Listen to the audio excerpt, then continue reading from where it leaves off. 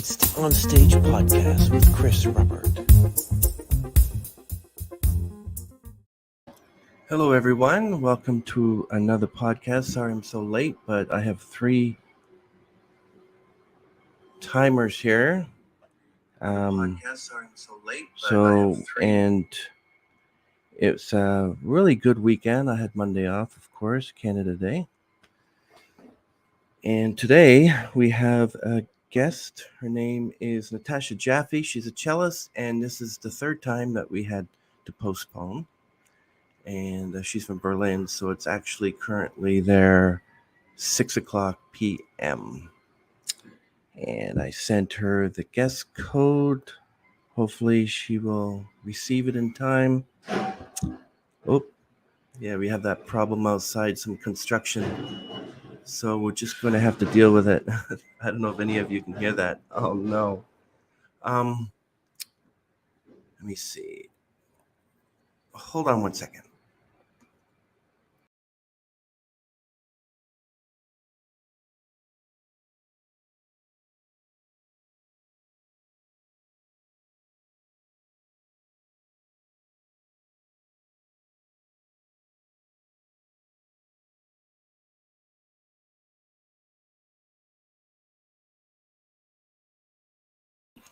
My apologies. Leaving like that during live stream. So yeah, we have special guest is Natasha Jaffe. She's a cellist, and not only is she a cellist, but she is a Berlin-based cellist and composer. And playing the cello has always been a natural way for her to explore her ideas and reflections on life and a way to connect with others. Very busy person. I've actually added a lot of her music links. She's actually written a lot. She has For All the Horses is a nice one. I put that in the front. Prelude Down the Bach is another one. When the Sun Comes. I actually really, really, really love her cellist playing. Now, I'm going to let you know that the cello and the violin are not the same, but you imagine taking that cello and putting it on your shoulder and playing it. I've seen violinists play the violin with a big pen, and I've seen a cellist use you can't believe this, a cellist use an umbrella to play the cello. And I don't think she's going to be playing the cello with an umbrella, but just to let you know, you can do almost anything with it. But here she is. We're going to introduce her now, all the way from Berlin. Here is Natasha Jaffe. Hello, Natasha. Hi, Chris. How are you doing? Good. How you been? Good. Keeping busy. Well, you may have to turn your volume up just a little bit more. I don't have control of it, so it's supposed to be doing it on its own. Just your sound is a little bit low. Can you turn it up just a little bit? I can. Does that help? Yeah, that helps a little. That's awesome. Excellent. Thank you very much. And really wonderful. We had to postpone your appearance on the Onstage podcast several times. Now that we have you here in our tight little bubble here, really happy about that. I was looking at all your links and some of the wonderful, um, one of the ones that you actually, For All the Horses, is a really nice one. I love that one. Yeah. It turned out to be a really nice video too. Yeah. And the Slap Etude by Eugene Friesen, that was interesting. I like that one. Yeah, that was. I mean, a lot of the inspiration from for all the horses came directly from that etude. So Yeah. So thank you for joining us, Natasha, on the stage. I really appreciate you finding time to appear. And I'm going to ask you, can you just give us a little bit of backstory of who you are and why did you choose the cello as a mode of instrument? yeah, sure. So I was born in Canada. I grew up in the U.S. though. We moved to the U.S. when I was a year old, so I don't really remember Canada at all, except for later when we went to visit. But my parents are both cellists, and their families also have a whole bunch of musicians, their brothers, sisters, parents, that sort of thing. And so I guess I was listening to the cello from before I was born, and when I was about 4 or 5, I started asking to play the cello. Um, and my parents were at first kind of hesitant. They were like, maybe it's just a phase, and she'll grow up to do something where she actually makes money, like being a doctor or a lawyer or something. But no, I was pretty insistent, so I kept asking and asking, and eventually my parents decided, okay, fine, we'll get you a cello, we'll teach you how to play it, and that's sort of where that adventure started, so to speak. So they were my first teachers as well. What was your first experience with getting a cello? Like the weight of it, the um, the matter of the type of wood, the matter of how it's made. What were your first questions when you received your first cello, or when you actually started to play the cello? I don't think I really had very many questions. I was very excited to like actually play it. It felt very large and kind of bulky, and didn't feel very natural to have this like wooden thing that I had to somehow manipulate in some way. But I guess suppose since my parents were cellists, the cello was just a normal part of life for me. I was aware that cellos exist. I knew that they were made out of wood, and so that was all super normal. I started asking myself more of those questions maybe later throughout my life, but never a specific moment. Yeah. I noticed that you had performed and recorded with hundreds of musicians like Marco Torrance, Mark Fernyhough. What did you like most about playing with them?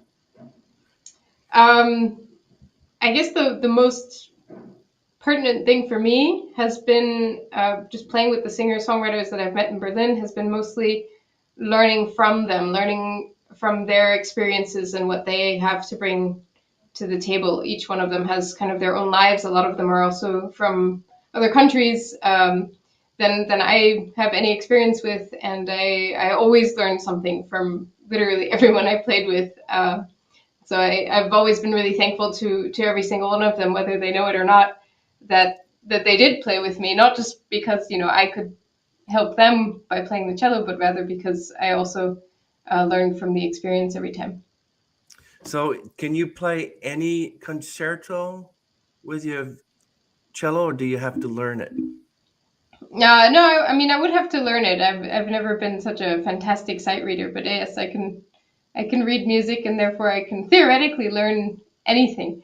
But some things take more time than others, and then always it's a matter of quality really, because I could even a beginner maybe could play a very very difficult piece very very slowly, and it wouldn't sound very nice. But they could learn all the notes. It would be possible. Yeah, I actually heard some pretty good piano concertos done on a cello, and that's Yeah. I guess it is possible. Um, so tell us about the weight of that cello. What kind of wood is it made out of? They're usually made out of maple and spruce. And I always mix this up, but either the table is made out of maple and the sides out of spruce, or the other way around. I'm pretty sure that's what my cello is made out of. The cello doesn't weigh very much. It's probably maximum 5 kilos, I guess, because with my case it's about 7 kilos. Maybe it's less even. It's not heavy at all because it's very thin wood and it's totally empty inside. So if you've ever held a cello, usually people are all like, "Oh, it's not heavy," and I'm like, "Yeah, it looks bulky, but there's no real serious weight to it." How do you Um, yeah, how do no, compared to a violin, of course, it's heavier. how do you carry it around, or do you have to go places where there is a cello available? You wouldn't travel with that, would you? No, I can travel with it. It's a little bit complicated. I have a case for it with like a backpack strap, so that's totally fine and easy. It's I mean the cello is still like shorter than I am, so it's really portable in that sense. In terms of traveling like on a train or something, it's no problem. I can just bring it into the train. Um, but on a plane, it's a little bit more complicated. But you can purchase a seat for your cello, and then it will like fly next to you. So that maybe gives you also a sense of the dimensions. It does fit in an airplane seat, more or less, with a case. So it's not too bulky. Your other option is to put it under the plane as a piece of baggage, and that can work fine, and it could also go terribly wrong because every so often strange things happen and instruments get destroyed during that process. I can see that. But having a cello beside you, and does that mean that you have to get two seats when you travel with it? Oh wow! They did Yeah, charge you double for a passenger? Or most do of they? the time, yeah. Sometimes they reduce some of the taxes since it doesn't like cost any more for security, and it doesn't eat and that sort of thing. So sometimes, depending on the airline, you may get a discount on the price of the ticket, but that's usually kind of complicated to book because you have to end up calling them and explaining to them that it's cello, and then getting a special booking process. And not every airline will offer that at all, and other airlines may even not allow cellos on board for whatever reason. There's Oh, some activity from musician groups that try to make sure that flying with your cello, and also generally with violins and violas as well, remains legal and possible, because the airlines, of course, they sort of have an interest in maybe not having the extra hassle of these relatively large, though light, pieces of luggage, basically. But yeah, at the same time, for the musicians, it's essential for us to be able to fly in some respect with the instruments on board, where we can keep an eye on them, where they don't go through large temperature changes and pressure changes that we can't control, and of course the general danger that comes with baggage handling, which even those of you who've flown with just suitcases, every so often something can go terribly wrong and you get a mangled suitcase on the way on your arrival. So it's rare, but it can happen. so have you experienced that where they ended up destroying your cello? And do you get insurance? Is insurance a lot for it? So I have not experienced that myself. My father was traveling a lot to play concerts, and he flew for decades with the cello, sometimes on board if they paid for it, sometimes not. And I think three times something happened to the cello. And unfortunately, every single time that something happened, it was usually kind of a very bad crack, kind of in a terrible place. There are certain types of repairs you can do easily on a cello, and other types of repairs that are really hard to do, and which permanently changed the sound of the instrument. And so that's the sort of crack that he got, especially the last time, so to speak. Because after that, he decided, you know what, it's not worth it. Because when something happened, it was really bad, and the rest of the time nothing happened. But it was a gamble. And then yes, the instrument is insured, but I think in terms of flights, it would not be insured, because that's a risk that I took on that the insurance is not going to be willing to pay for, nor is the flight company willing to pay for it, because that's usually pushed onto the baggage handling service, who then pushes it right back to the flight. There's a video on YouTube somewhere of a guy who made a song about, I think, American Airlines destroyed his cello American case or destroyed something. Yeah, guitars. Yeah, I saw that one. yeah. He explains it quite a bit, even, and they did a test with his cello case and dropped it from a two-story house in order to try and replicate the crack that happened, and still couldn't do it. So it's pretty impressive, the strange things that may happen. I'm also at a loss as to how these breaks can happen. But usually the case doesn't get broken. The cello just gets squished inside of the case, which causes the crack. Is it expensive to replace the strings on a cello than it is on perhaps a violin, which is almost a small version of the cello, you might say? It is slightly more expensive, yeah. It's a question of the materials, and since the string is longer, we need more material, and therefore it costs a bit more. And how many do you get in a package? Because I was talking to violinists and they said you get between 4 and 5 or whatever in a package. I think I saw a cello, it's like three or four strings on it. Cello has four strings, just like the violin. The only reason you'd have five strings is if you got a special five-string instrument. But traditionally, the violin family is always four-string. That's sort of what defines an instrument that belongs to the violin family, which is the violin, the viola, or the cello. And I recently learned the bass is sort of like a cousin to the violin family.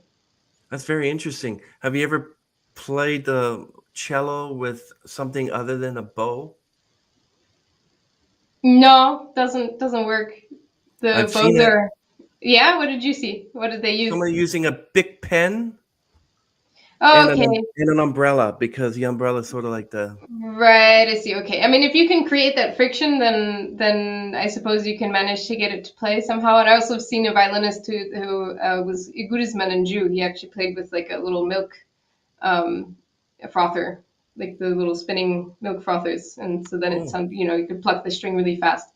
But that was also they're not quite a bow. I mean, you could probably pluck the strings with nearly anything, but anything that brings the string into motion will obviously make sound because it functions along physical principles. So if the strings are vibrating, there is sound. did you ever do a history of the of the cello, where it came from? Because in my research says that they were developed 300 years ago in Italy. That's probably the very short version of the story. In music history class, we learned vaguely about several different kinds of instruments and where they come from. And I know that the string instruments, it was a development, and basically the thing that we would call the violin first appeared 300 years ago in Italy. Um, Before that, there were things that were similar to violins, and they were sort of like developing into the violin, so to speak. It's almost like evolution or something. Yeah, I mean, if you go really back, all of these instruments were plucked instruments with fewer strings, and before that, they were percussion instruments, so to speak, because the strings came sort of after people started hitting things. So you have hitting things, and then you have adding strings to make them sound resonate longer, and then you add a bow to make it resonate even longer. And so my personal short history of music has been we try to make everything as loud as possible. Um, until we've developed electronic music, basically, or electronic amplification, which allowed us to make things as loud as you want, basically louder than we can handle even. So Yeah, I was noticing that Germany was recognized as the main builder of cellos. Are you living in Berlin because of that, or no? no, I mean strangely enough, I probably will have this cello and maximum maybe one other cello in my life. Like we tend to buy an instrument and fall in love with it and stick with it for forever. So I mean, I have had a couple of cellos, but it was mostly a part of the like my growing up process, as because you have a small cello when you first start. They make them in different sizes for children. Same thing with the violins, and then you get bigger cellos, and eventually you get sort of professional level cello. That's sort of usually where people stop buying new instruments because they can get quite expensive. Do you have the maximum size cello? And what would be the Yeah. smallest cello? Would that be for a child? Yeah. So I mean, a full size cello. The reason why it's full sized is because it's the proper acoustic proportions for the sounds that the cello makes. So it has to be that size. Is the short answer. And then you make smaller ones because it's literally impossible for a 5-year-old to play Hmm. a full size cello. So then they just shrink it down, but it has detrimental effects on the sound of the instrument. They do the same thing with the violins. They make little mini ones, but they can't resonate properly, which means that most of the bass tones um, will end up sounding a little bit thin. Or is the octave a little higher when it's small?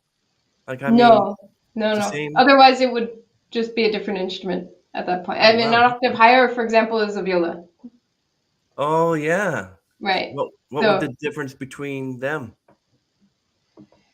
the size and the octave, that's pretty much it. Could you tell a difference between the cello and the viola if it was right in front of me? For sure, because the viola is going to look kind of like a violin. It's also small, and you put it on your shoulder, so it will look nothing like a cello.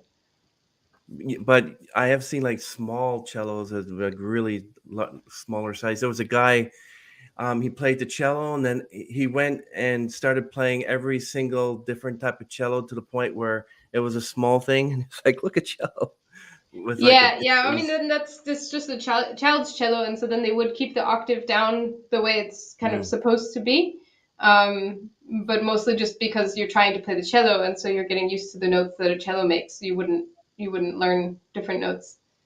Um, yeah.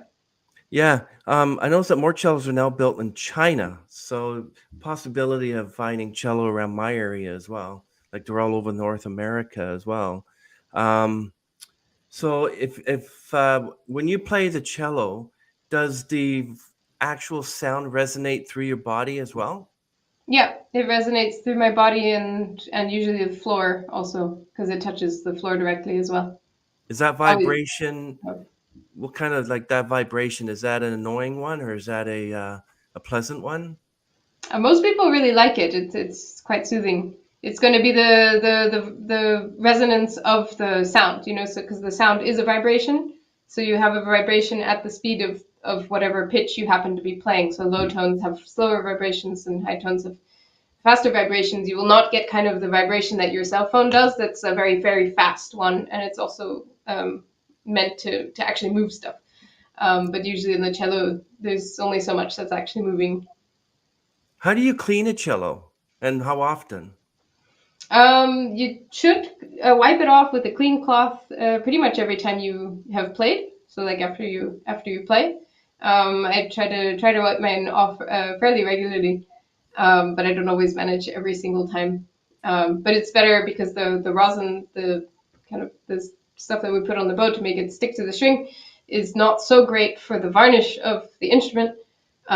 So on long term, because it will melt with kind of warm on a hot day and that sort of thing, and then stick into the varnish, and then maybe rip off the varnish basically. So you try to keep the cello clean, but usually with a dry cloth, unless something drastic has happened, and then there are some liquid cleaners that you can use, but you have to be careful with them because depending on the varnish that your instrument maker put on your instrument, it may dissolve even with very mild cleaning products. So it's a bit of a contested thing if you should even use them.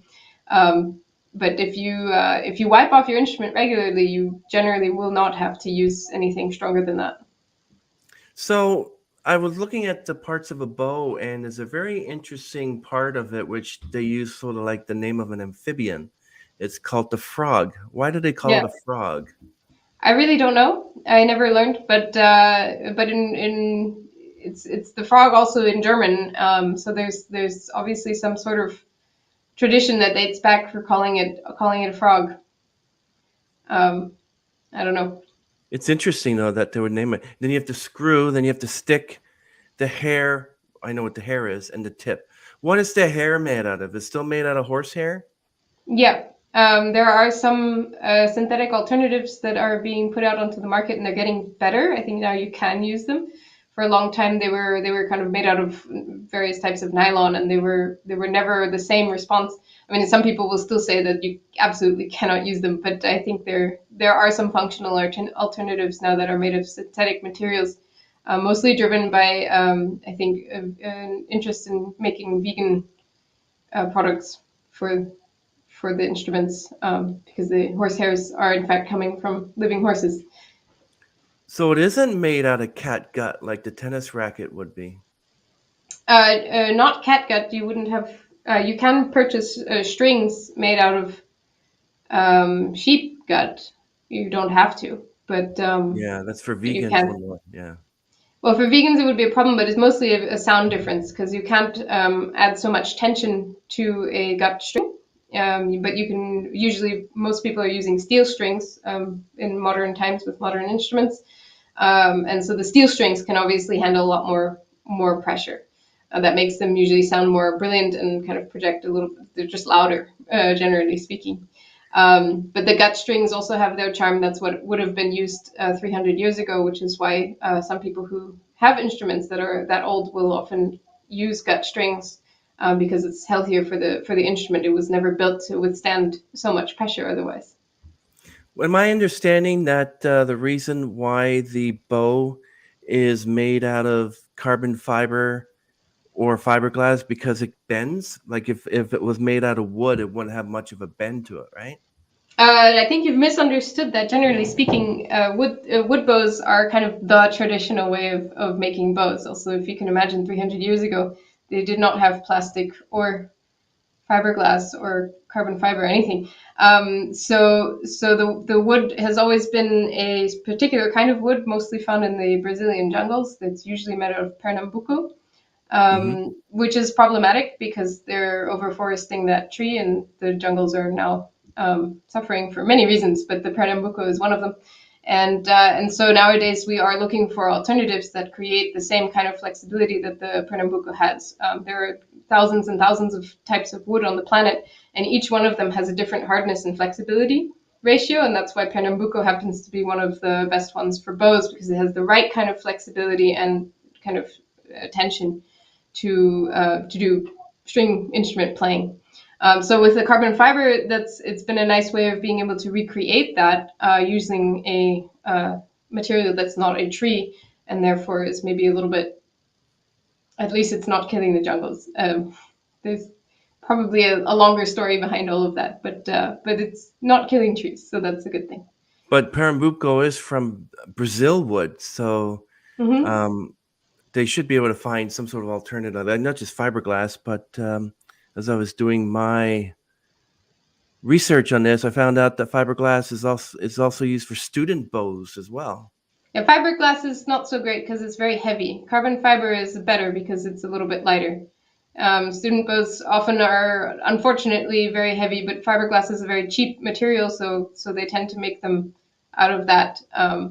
But it's long term. It's not so great because your hand and your muscles and your tendons will end up suffering. So you do need a bow that is of a proper weight and not too heavy for your hand and your capabilities and the amount of time that you're spending on the instrument. So do you actually? Apparently, I also found out that the ribbon, the 175 to 200 hairs, also that you stretch it over the bow like you would with a bow and arrow. Is it difficult to bend it and connect the bow, or is there an easy way to I do that? don't have to do that. Is The there like the violin maker does that once, okay? and then after that, I use the screw to tighten it or loosen it. But I So never have to. if your bow hairs broke, what do you do? I go back to the violin maker and they put them on again. You need Okay. to get new hairs, basically. You can't like repair the horse hairs; they break just like our hairs break. So you usually Well, just have to get new ones. apparently, they get to feel the vibration because whenever they pull the strings of the cello, pull across the strings, it vibrates. Kind of, Yeah, it's everything real. vibrates. It's interesting. Yeah, Um, it's. I mean, in many ways, it's sort of like a vinyl player. If you know a vinyl player with the horn, the old ones, mhm. because the needle vibrates, it creates this sound essentially, and so then you just need something to amplify it. And so the body of the cello is an amplifier, and the strings are kind of, we move them and they make a vibration, and the body of the cello amplifies it. So that's the way that all string instruments function, as well as acoustic guitars and pretty much any acoustic stringed instrument. That's the whole function of them. That's very interesting. Is there a reason why the frog is made out of ebony wood, which is Because it's called very mother of hard. pearl inlays? Yeah, yeah. Well, no, the ebony is ebony, and there's often an inlay that's usually made out of mother of pearl. That's more of a fashion thing. It just looks nice. Um, but the ebony is just very very hard. It won't break. That's We also use ebony for the fingerboards traditionally because again it doesn't break. But ebony is another wood that's quickly dying out because of overuse and overforesting. And so we have also been using alternatives. So really, there are a few woods that are as hard as ebony, which is why we use that. But you can use other very hard, dense woods for a fingerboard. You just may have to replace it, or yeah, replace it more often. That's very interesting. You know the saying where you can feel that a car needs a realignment because the wheels are going. Is there a thing in using a cello that you know when the cello after playing it that it needs an overhaul? Would you figure that out using the It's sound? a yeah, it's a sound thing. If it doesn't sound the way that you kind of know it to sound like, or if you hear any, of course, any the obvious signs are things like buzzing or usually buzzing, because that means something's come unglued and is vibrating kind of off kilter, so to speak. But usually it's just somehow the sound, even just the quality of the sound has changed. I can usually tell when my strings are getting old and I want to change them again. They start to get a little bit. They're not quite as in tune. They tend to sound a little bit duller than they were when they were brand new. And so that's the sort of thing that I will notice, not kind of like in a sudden way, unless something breaks. Is usually very few sudden changes in the instrument, but those Well, are the sorts of things you when I might. was doing some research on the cello and the bow, I noticed that there's so many parts of the bow. You have the frog, and then you have the ferrule, the wrap. You have the tip plate, the stick, and the shaft.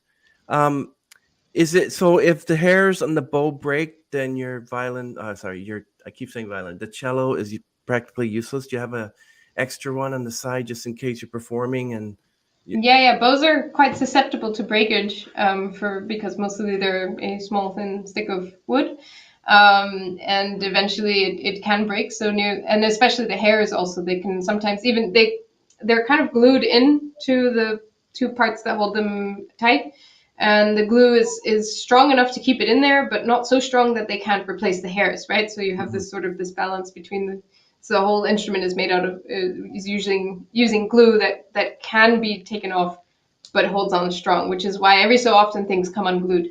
And because of that, we know this, and pretty much any professional musician will have at least one spare bow on hand, at least backstage or in their case, where they can go and grab that. Um, That's very it yeah, that's very can interesting. definitely happen. Same with the strings; they can also break unexpectedly. They're made.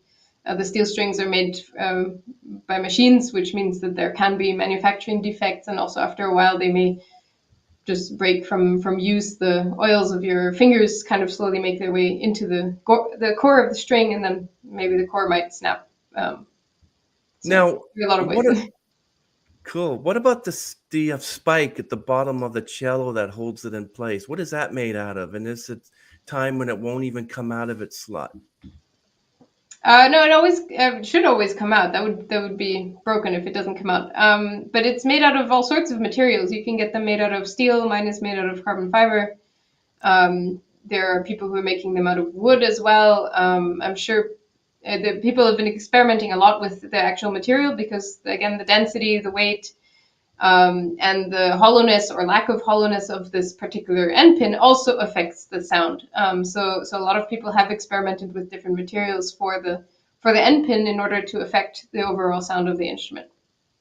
So tell me about the cello clef. What's that all about? The cello clef is a bass clef. Basically, it's the clefs, the music history. I kind of have the basically theory has very little to do with the cello specifically. The way that we use music notation is based on a system that the monks in the Middle Ages invented, and that was primarily originally created for voice for choirs. So we have the soprano clef, which is the G clef that the violins read.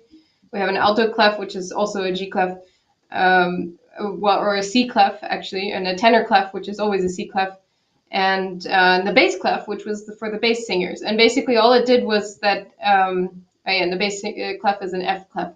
It shows the note F, is all it means. But it also tells you which octave you're starting from. And so, because the bass singers sing low notes, it was easier to put their notes on the staff so that they could read them easily. Because if you have high notes or low notes, you can put them above or below the staff, but it's hard to count. You can't just see which note it is. And so they created basically a different clef for each of the voices so that they could read the sheet music easily and comfortably. So, and because the cello has the same range as or a similar range to a bass singer, then at least in its more comfortable range, we can go quite high, which is why on the cello actually we learn three clefs. We learn the bass clef, the tenor clef, and the soprano clef, the G clef, because we can play all the way up into the soprano singer's range and all the way down into the bass singer's range. The spike on the bottom, as we were talking about before, um, is there a floor or a surface that couldn't stick to? Like, is it an actual spike on the bottom over some sort of rubber tip or? Yeah, no, so traditionally the end pin will always have a sharp spike. It's usually made out of steel, so whatever steel can make a hole in, you can make a hole in it. Um, but yeah, something like concrete or rock or the stone, that sort of thing, the steel won't be able to poke a hole through that. It's not strong enough. Also because you don't have like a hammer to like make a hole in there. So very very hard materials that will slip, and so we have end pin holders that will then hold the end pin in place, and those can be made out of all sorts of materials. There are some with just a rubber bottom that stick to the floor on their own. I use one that has a strap because I find that a little bit more sure, like it's safer, depending, because I play in all sorts of situations, and sometimes you rarely can tell what the wood is going to be like or the floor is going to be like before you get somewhere. And anyway, it's not very polite to be going around making holes in people's wood floors. So I always have a end pin holder with me. But yeah, so the strap one I find most useful. But some people really like these. They call them little pucks, where you can actually just put this little round thing on the floor and stick your end pin on it. Well, But they something have like to have wooden for ones and pretty furniture. ones, wooden leather ones. Yeah, it's similar. It'll look like that. Mhm. Well, that's interesting. Have you ever been hurt or injured by it accidentally? When I got it, it was really, really sharp, and so I used to get. I found out that I had this little pin prick when I was putting it in. There was like a pin prick, but it was so sharp that I hadn't even noticed that I was getting pricked by it. I only noticed that I had like this strange little pinprick that kept happening. But no, it's not. I mean, you'd have to try and poke yourself with it. But apart from that, I don't think that it should hurt you.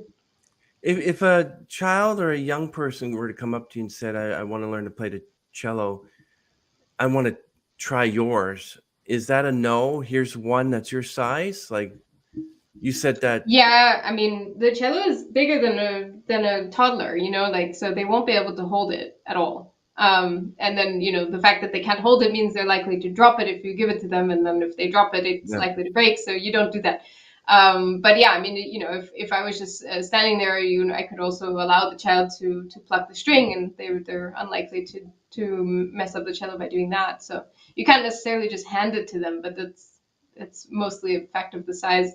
But they can surely pluck the strings or maybe use the bow while you're holding the instrument, so that all of that's possible.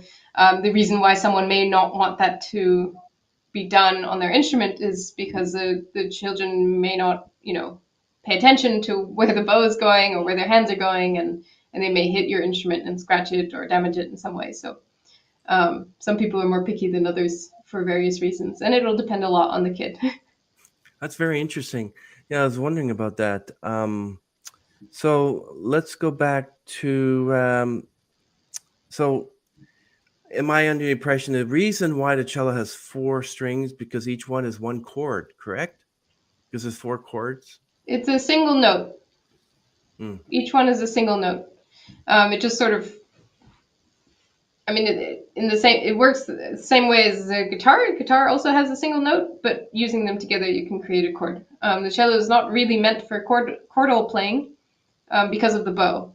So we have a okay. curved bridge that makes it difficult to strum or more difficult. It's totally possible, but it makes it more difficult to strum all the strings at the same time than on a guitar, which has a flat bridge. Um, and so and then each string, basically they're just in intervals from each other. So we have a low string, and then 5 notes later another string, and 5 notes later another string, and I can cover the 5 notes in between with my 4 fingers. So that's sort of the logic behind it.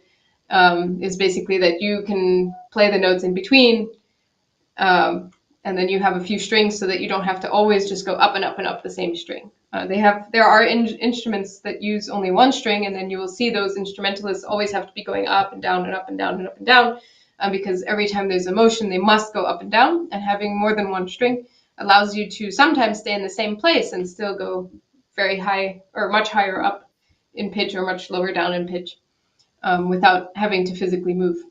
I understand that. Now, what are those cellos where the person actually doesn't use a bow; they use their fingers? What is that? Is that a cello, but they don't use a bow? Like I've seen it in the band. Like one of the It, members of Bare Naked Ladies, they have the guy they have a cello and then they just play it with their fingers. I mean, the double bass looks an awful lot like that, so it could, depending on what. I don't know about the bare naked ladies at all, but so the double bass would look like a very large cello. It has a slightly different form and stuff, but otherwise, yeah, you can play the cello. There's a guy named Rushad Eggleston who experiments with all sorts of positions that you can play the cello, and he's played it upside down, hanging from a tree. As long as you again pluck the strings and or bow the strings, you will get sound from it. It doesn't really care which way around it is. The instrument always makes noise when you ask it to. That actually, yeah, that's interesting. So what's the first when you start playing the cello? What's the first, I guess, piece of music that you play? Like Mary Had a Little Lamb or something, or Yeah. Those are usually, especially for children, that's going to be some of the first songs that you play. You spend an awful lot of time with the string instrument, just getting used to. Some people start only with plucking because it's a bit easier, and getting used to bowing is a challenge in and of itself. So that can take a little while. Usually, learning a string instrument is a tough job for about a year or two, and then it sort of feels easier because then you've got a lot of the basics and can learn more things. Whereas the guitar and the piano are usually a little bit more, and they're a bit more gratifying in the first couple of years because you quickly get to the point where you can play many pieces, whereas and they sound fine. Whereas on the string instruments, you may be able to play many pieces, but they still are sounding maybe not so great because intonation is difficult to find and because the bow is difficult to control to have the nice sound that you may want to have. So string instruments they're tough. that's very interesting. How much does a good cello cost? Like, how much did you mind me asking how much yours cost? So mine I paid 20,000 US for it. $20,000 for a cello? Yeah, Does that yeah. include is that like bow included No, or is that separate? no. I mean, well, you have to imagine like the scale of possible instruments. There are really, really cheap factory made things that are not made out of hardwood that you can find for about $200. And then there are, of course, the million, dollar Stradivarius ones or multi-million. And then there's literally everything in between. But modern cello from a living violin maker nowadays will cost you usually between 20 and 50,000. It depends a bit on how well known they are and the quality of the instrument that they're making. But you have to kind of keep in mind that curing the wood, choosing the wood, doing all this care that you take will take you at least 2 to 5 years to create an instrument at all. So that's one of the reasons why these handmade instruments are so expensive. They literally took up years of this violin maker's life. Now, of course, they can make many of them at the same time, I guess, but it's still a lot of commitment and effort and planning ahead. You know what? If it's different between having my cello underneath the plane and beside me, I'll buy the extra seat because you're telling me how much a cello is cost. I want to make sure my eyes are on it, because like $20,000 and you're putting it down below. Well, that's the reason why most people will end up getting kind of one cello for life because you make that investment once and then you hang on to that instrument for as long as you possibly can. And then you will usually get an instrument insurance for it in case it's stolen or if it's in, I don't know, in an accident at your home or that sort of thing, then the insurance will help cover any damage, repairs and that sort of thing. Because they're unique, you can kind of consider them more like pieces of art. You will never be able to really replace a cello. Like you'll get a different one, and that's fine. You'll be able to play the cello, and it'll be fine. But it won't be the same instrument because each instrument really is unique. And this holds true even for carbon and fiber instruments and instruments that are made out of non-traditional materials. Uh, each one of them is unique in terms of its sound. The differences can be very small, but they're there. So you don't when you have a performance, you don't ask them. So do you have a cello available because I'm tired of carrying mine around, or do you literally just even if No. you have an extra cello, you still take yours with you? Yeah, most of the time I would take my cello with me because a different cello again is going to be a whole different experience. It's like you have one partner and then you're going to like one dance partner and then you're just going to show up and have some other dance partner. Like if they know what they're doing, it'll probably be fine, but you still don't know each other and you'll first have to get to know each other. And so even if I were to go somewhere with a perfectly fine instrument, if I can bring my instrument, I will usually bring my instrument. But when I fly to visit my family in North America, I usually don't bring my cello because I don't necessarily need it. I might use it once or twice, but it's not really worth buying a second ticket for it. So in that case, then I do borrow a cello for a bit, and that can be fine. But most people will prefer to use their instrument that they're comfortable with.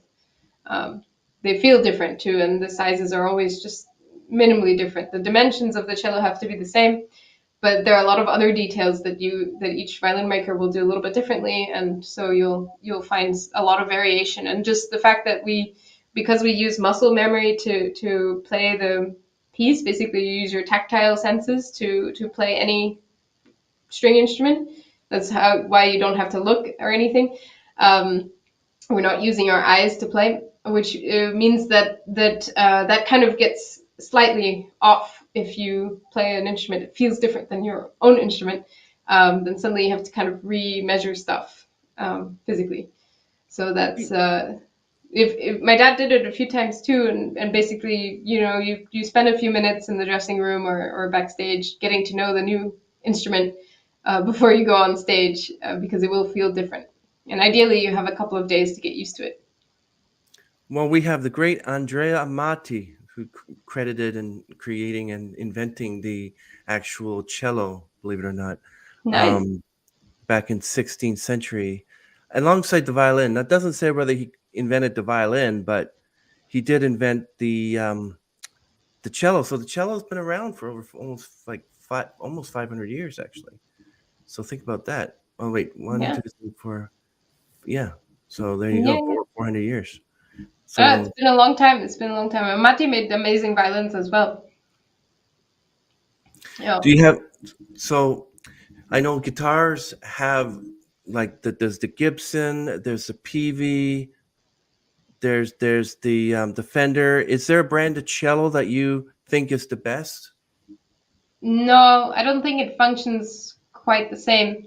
Because the thing with guitars is you can make most, if not all, of the parts with a machine. Basically, Okay. it's automatized, most of it. And so because the bulk of the work of making the cello is not automatized, it's all handiwork. Then we're mostly dealing with single artists, so to speak. So yeah, some people might have a favorite violin maker that they say that they make the most amazing instruments. I could potentially say, my cello is made by Marco Pedrini and he's fantastic, and therefore, you should always buy his instruments. But I think it comes down to personal choice. Each instrument, even made by the same violin maker, can sound radically different. And my goal has always been to find an instrument that I harmonized with.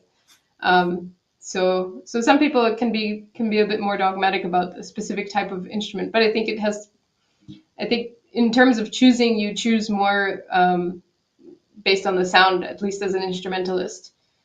Maybe a collector would think differently.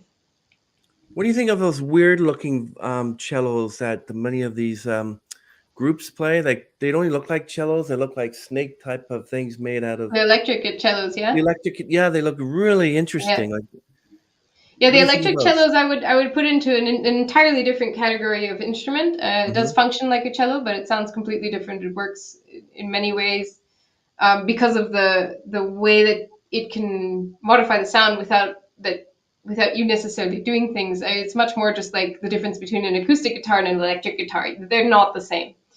They function sort of the same, and you can switch quite easily from one to the other. But each one has its particular strengths and weaknesses. So yeah, electric cellos are really cool, and I think they work super well especially for really loud situations with rock band groups. Basically, once you have a drum set behind you, an acoustic cello is a problem all the time because the body of the instrument is an amplifier, and it amplifies everything that comes into it. And a drum has so much power that through the air it can get my cello to start vibrating, basically. So then it starts to amplify the sound of the drum through my cello, right? Which makes it a problem that you create feedback and you can't hear yourself very well and that sort of thing. So a lot of people who will play with drum sets on stage will usually sit choose to at least experiment with electric instruments. But the disadvantage is that it has a radically different sound. I mean, we just talked about how individualistic each one of the wood instruments are. Then the electric instruments, they don't have a resonating body. So it's like telling an electric guitarist, yeah, it's fine. You can have this electric guitar, but you're going to use this totally different amp. And then it will just not sound like the sound that they want necessarily, right? So here we have to imagine more the fact that you need then a good amp to make your electric cello sound good, but it will sound more like the sound of the amp than the sound of the cello itself. So that I can simulate that. I usually use a pickup. I haven't gotten into the electric cello thing, but if you use a pickup, it's almost the same, except that you still have the resonating body. Yeah, if you get a chance, check out on YouTube a group called the Palatine Quartet. Mm-hmm. And one of them plays this fascinating looking, strange looking cello, but she's fantastic. And Yeah. it's actually pretty good.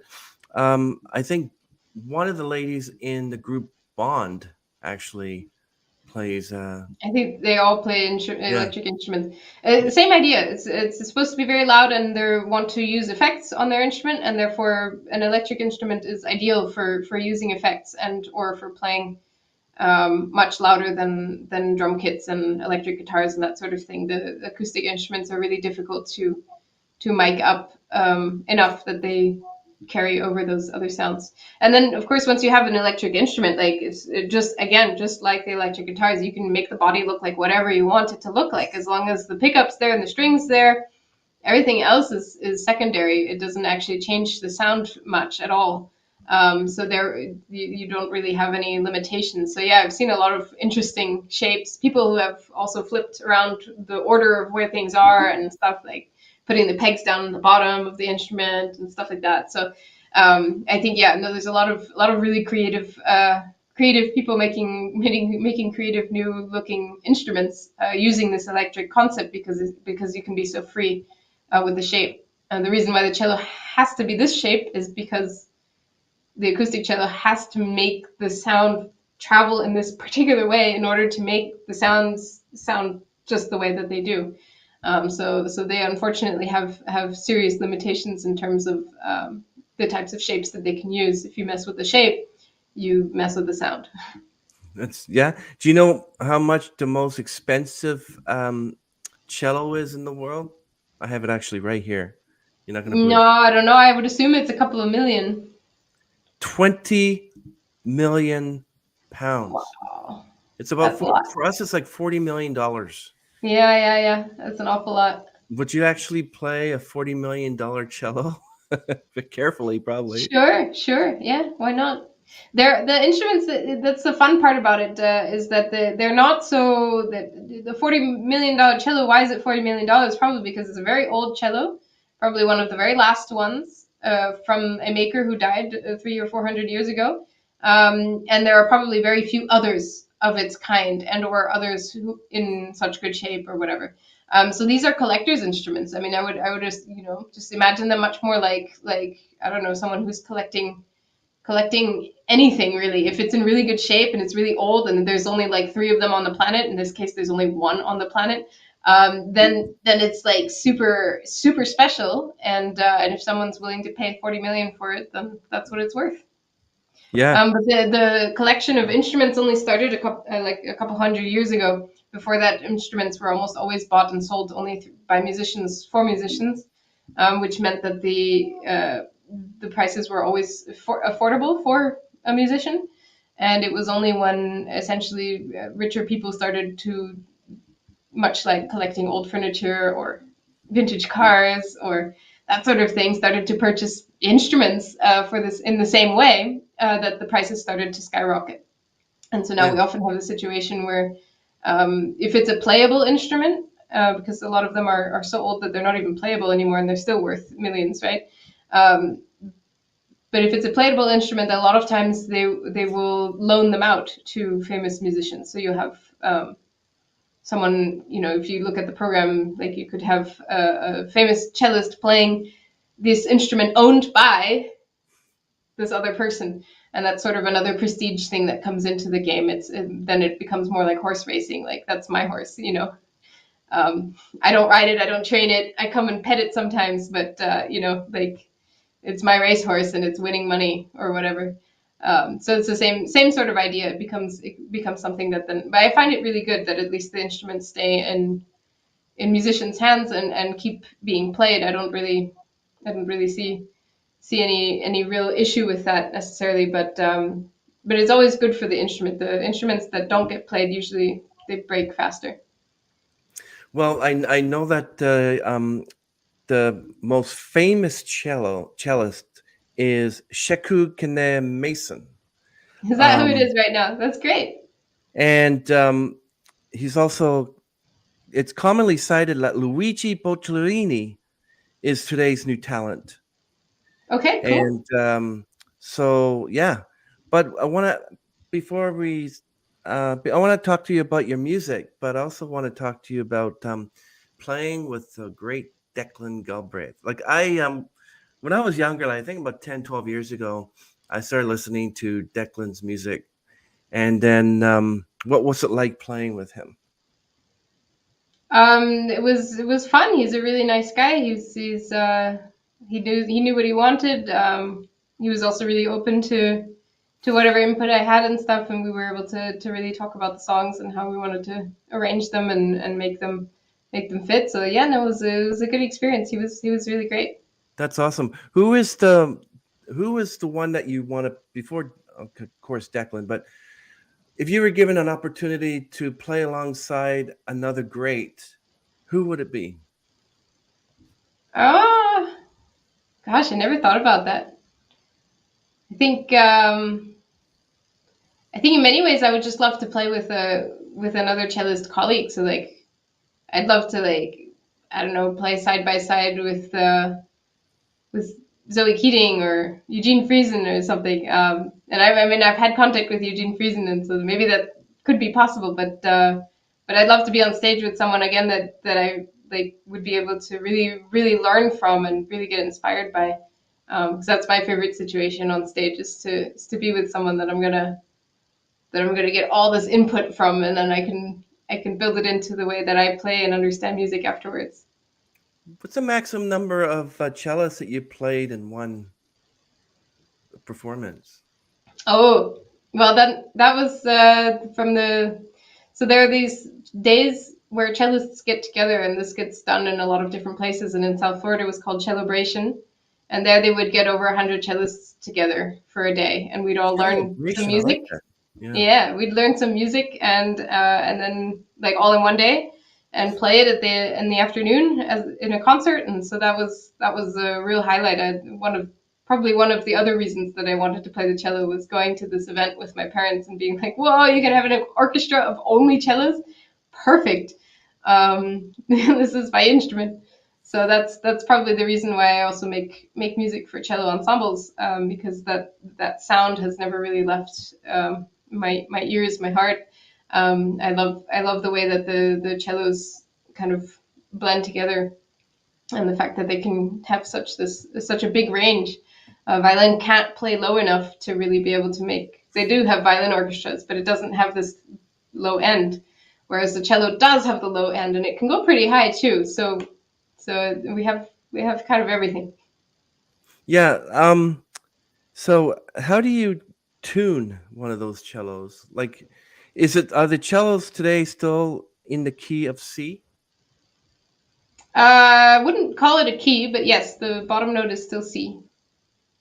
Because it's in fifths, it doesn't really make a harmony per se. So you have C and then G and then D and then A, and it's, yeah. So you're talking about your ears and your heart. Can you determine from a distance or just by playing whether someone else's cellist is off? Now, let's say you put 6 cellists in the room and you start playing with them. Would you know which one is off just simply by Mm, your hearing? No, it will depend a little bit on the acoustics of the room, but usually not. Usually, I won't necessarily be able to pinpoint exactly who, but yeah, I could also, depending if the acoustics are a specific way, or especially if we're playing different parts, then I will know whose part is sounding off. And that's just whether it's cellos or not. That's a skill that musicians playing in groups will always learn to be able to do, is to differentiate what you're playing from what everyone else is playing, because you constantly have to use the feedback you get from the others to change the way that you're playing, and kind of fit to the others, or change back, or that sort of thing. So there's a lot of back and forth happening at all times. It's a lot of communication on a stage with more than one musician. Was your dad hard pressed and saying, Natasha, you got to keep this up? You like don't give up. Was he like that with you, or was he like, Natasha, I'm Nah. sure you play the best you can, No, my dad was always very chill. I could have also just picked a different instrument, and or decided to stop playing the cello altogether, and he would have been totally fine with it. He was always very Good. supportive. My mom would have been the same way. I think she would have been a little bit more disappointed had I given up the cello altogether. Um, but yeah, no, they were both like, again, they would have been happy if I had picked a job where I made steady income and that sort of thing. Um, but they're also really excited that now we can all talk about the cello, like on a really high level, and we can talk about like really specific details of nerdy cello things, and that's a really beautiful thing to be able to share with my parents. Makes me feel a little bit more like these old traditions of, you'd have father to son, like bakers or shoemakers and that sort of thing. And so then for me, it's this whole family lineage of musicians, and in this particular case, then cello. Yeah. I wanted to ask you about your music here. Got some really nice ones, like For All the Horses. How did you come up with that one, and why? I came up with that one because I was I was actually giving a workshop, and I had two workshops sort of back to back with like an hour or 2 hours lunch break. And during that lunch break, I was hanging out playing with my loop pedal, which I have this very simple single loop pedal. And For All the Horses just kind of all came out all at once. The way that you hear it on the record is actually the way that I played it the very first time, pretty much. Maybe a different mood slightly, but it's exactly the same notes in the same places. And yeah, I mean, I was just thinking about creating a song that talked about these memories of different places. I was just kind of reminiscing on where I've been and where I'm going, and all that sort of thing. And so For All the Horses has always been for me a song that's about all the beautiful places and people that you have left behind, not because you didn't like them anymore, but because you had to, and you still miss them and love them, and wish you could also be there. That's beautiful. Tell us about the 4 seasons in life of a squirrel. Why a squirrel? Was that an experience with a squirrel, or? Yeah, I mean, it was partly because it had the sort of this funny, quirky, fast part at the end. But also it's because my wife really likes squirrels, and so I was excited to kind of build in a song that had a squirrel in it. But the last bit I really find sounds like a squirrel running around trying to find nuts. And the rest of it I always imagined like just like little. I had seen some videos of like baby squirrels like in their nests still, and they grow up to be these really fast, crazy, quick animals that are like pretty strong, and they can do crazy stunts and stuff.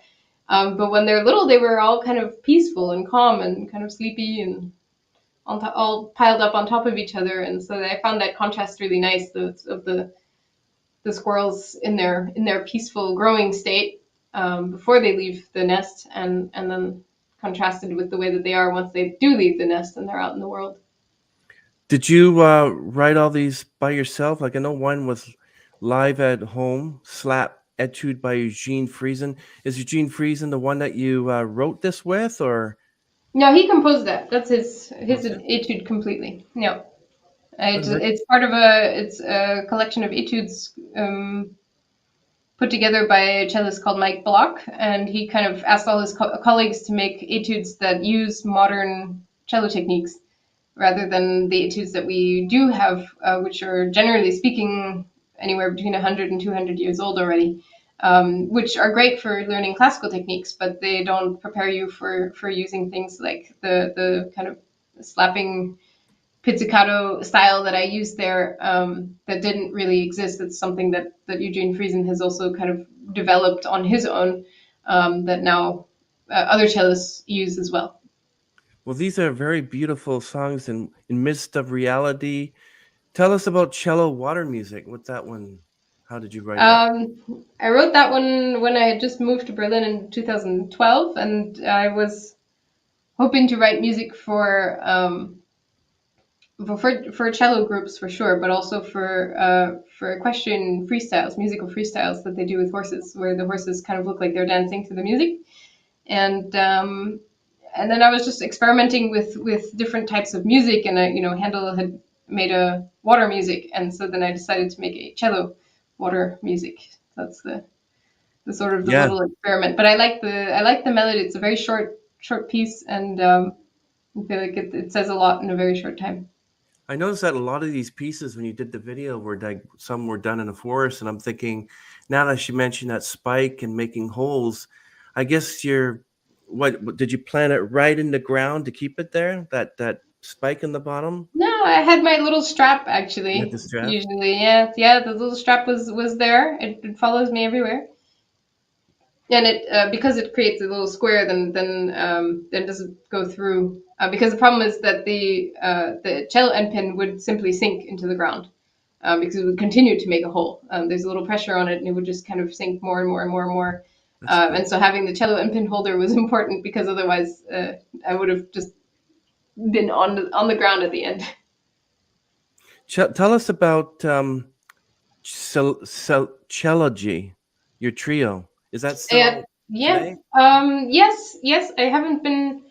I've been really busy with a lot of other things, and so I haven't managed to like book us a whole bunch of concerts or things. But the idea of Cellogy was, it's not necessarily to have like a fixed cello group configuration, though I do have these two cellists, Fred and Enrico, that I play with the most, and now I've added Anna, another cellist, Anna, to the group in a sense, or to the pool.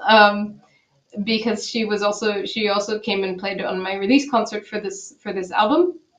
The Cellogy was originally it's originally just a trio, because I thought the trio format is kind of a nice balance of having enough musicians to play like harmonies and that sort of thing, but also not too many, that you can't get booked. Especially as a young musician, it's really hard to get enough money to pay for all these people on stage. Or not just young, but like a starting out musician, basically, because they will often not offer you all that much money, because they know that they won't necessarily sell that many tickets because you're not so well known, and that always makes it very difficult to come up with a budget to play for other people. So rather than trying to beg people to play for free for me, which I feel like we really shouldn't do, uh, especially to colleagues that we really care for, I tried to keep it a small group, so that we can all make a little money. And feel comfortable playing. But yeah, the cello trio format is fun, and we did get a few gigs even during the pandemic, for events and like kind of smaller things, where like prize givings and things like that. So it was all very private in a sense. We didn't get to say like, oh, we have a concert, come and see us. But we did keep busy. Well, you actually mentioned it, but I was going to ask you a question about how the pandemic was for you. And because I noticed that you had one video where it was you with different cellists and like this Zoom type look. Was that taken during the pandemic? Yeah, yeah, that was there are a lot of people who were doing kind of these group videos, and that was one of the things that I decided to do, is get sort of my college friends back together. We did a couple of apocalyptical songs with the college, with my college friends, and then also I have a cello ensemble for amateurs here in Berlin, and we did another video of that kind, as well, because we also spent quite a bit of time not being able to see each other in person. Okay, you were mentioning that you were born in Canada. Where in Canada, you mind me asking? In Quebec, in the province of Quebec. Quebec. So you know French? I do, yeah. My mom is from Quebec, so we grew up speaking French as well. Oh, parlez-vous français? Ah. Oui, oui. Mm. Do you have you learned German as well in your Yeah. days? Oh, good. Yeah, again, partly because of my experience with Quebec and the fact that they've been so strong about keeping their culture and their language, I've always found it really important to make sure that I at least try to learn the language. Um, so I made quite an effort to make sure that I would learn German, but it still took like 2 years before I was feeling fluent. Um, and then it took a since then it's been 10 years just to keep refining the accent and adding new vocabulary and that sort of thing. There's always more to learn with languages. It's a lot like You music think that way. you think you'd be playing the cello when you're 100? I hope so. Yeah. Yeah, there was a cellist, Pablo Casals, who was over 90 years old already, and an interviewer asked him, if he was still practicing, and he answered, yes, yes, I am, and the interviewer asked, well, why? And he's like, well, because I think I'm getting better. um, and I love that. It's this idea that you're always improving, and you can always improve, and you're always kind of morphing and changing the way that you interpret the music, and so there's no end goal. You don't learn how to play the cello and then it stops. It Yeah. continues forever.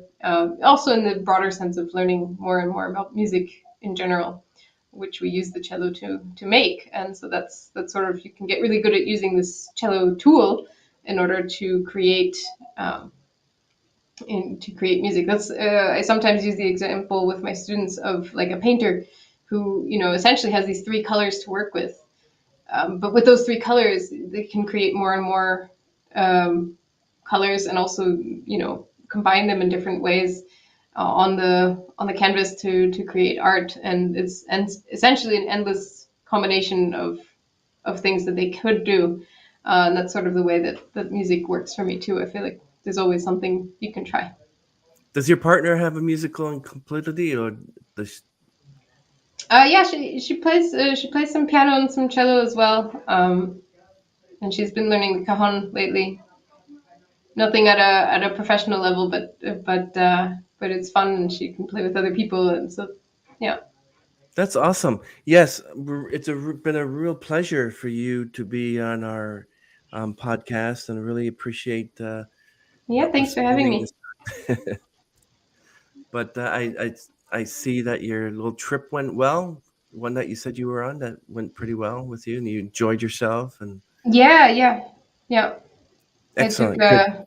yeah, no, I went to visit family in the US, and in Canada, and it had been kind of postponed from 2020, so it was long in Yeah, coming, and it was really nice.